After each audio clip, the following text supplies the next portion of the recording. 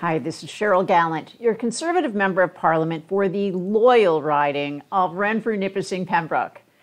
Yesterday, the Deputy Commissioner of the RCMP testified at a parliamentary committee that there were nearly a dozen criminal investigations into federal contracting. Not since Jean Chrétien's sponsorship scandal has there been such corruption that's permeated throughout the federal government. But we shouldn't be surprised. The conditions which gave rise to the sponsorship scandal are the same conditions which exist now. 1, there is a Liberal government. 2, reckless spending is on the rampage. And 3, image is more important than integrity. With the sponsorship scandal, Jean Chrétien nearly became the last Prime Minister of a united Canada. His failures during Quebec's referendum nearly tore up our country.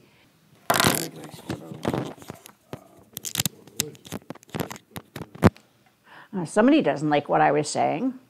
When Trudeau announced his initial pandemic plan to shut down Parliament for 2 years and rule by decree, it sent a loud message to the corrupt that this would be a bonfire of tax dollars with no oversight. Whether the RCMP investigations ever lead to anyone being arrested, tried, and convicted is doubtful. With more and more people losing trust in public institutions, the government needs to ensure the RCMP have all the resources to investigate so the corruption stops. This week, we learned that the Liberals had sent a Royal Canadian Navy ship on a diplomatic mission to Cuba, commonly referred to as a port of call. Routinely, during a port of call, the Global Affairs Department will ask the Defense Department to schedule a ship to visit a foreign port. The diplomats, including the ambassador, then arrange events and meetings on and around the ship to promote Canada. Canada didn't used to make ports of call to Cuba, but that policy changed after the election of Justin Trudeau. This time, the Liberals sent a Canadian Navy vessel to Cuba, and it coincided with a much larger port call that Russia was making to Cuba. The Russian fleet included one of its newest destroyers and Russia's most advanced nuclear submarine. The obvious aspect of sailing from northern Russia to Cuba is that they had to sail past Canada. A Russian fleet sailing by Canada is definitely a maneuver the Defense Department and NORAD would monitor. And they did. Canada dispatched the HMCS Ville de Quebec, which was the first ship in the Royal Canadian Navy to receive an upgraded weapons platform. Joining the HMCS Ville de Quebec were a U.S. warship and a U.S. Coast Guard ship.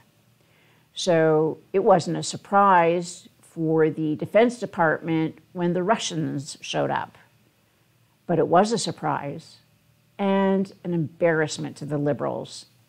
The Global Affairs Minister even claimed she didn't know there was a Canadian ship in Cuba. Remember, a port call is a diplomatic mission organized by the Global Affairs Ministry.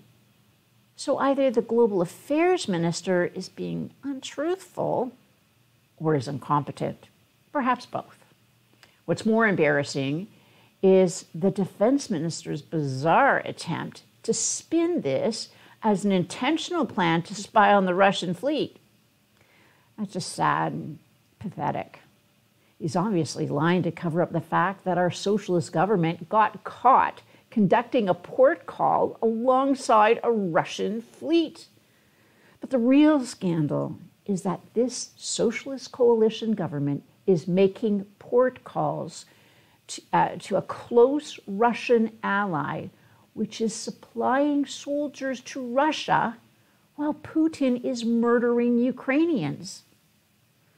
This prime minister is so used to cozying up to communists, he didn't even think anyone would balk. The NDP leader said that the prime minister has repeatedly failed to act to address alleged traitors in the Liberal caucus. No one needs a Liberal security clearance to know this. It's literally on page 22 of the redacted report and page 59. In fact, it takes up almost all of chapter 4. It also says the same thing in the Special Committee's 2023 annual report and the 2022 annual report and 2021. Yet, despite the fact that a committee of MPs and senators has repeatedly warned us that Trudeau is not taking the issue seriously, the NDP supported the Liberals through the multiple confidence votes yesterday and will again today. The NDP MPs have never taken national security seriously either. Now, they're fostering foreign interference. The NDP even bragged about blocking our common sense conservative efforts to hold just 5 extra committee meetings over the next 12 weeks. And for what? The Liberals have already passed everything the NDP demanded. It's caused the deficit to explode, taxes to skyrocket, and the mountain of debt to reach Himalayan heights. What's left for them to wreck? If you think you know the answer on what's next upon this socialist coalition's agenda, let me know in the comments below. Live from Ottawa, this is Cheryl Gallant.